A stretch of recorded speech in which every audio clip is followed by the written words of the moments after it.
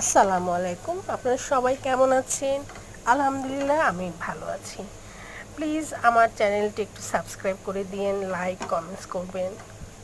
আমার রান্নাটা কেমন হয়েছে বলবেন। আমার প্রতিবেশী ভাবি আমাকে খাসির মাংস দিয়েছিল, সেটা আমি বিরিয়ানি রান্না করে খেয়েছি। খুবই মজা হয়েছে।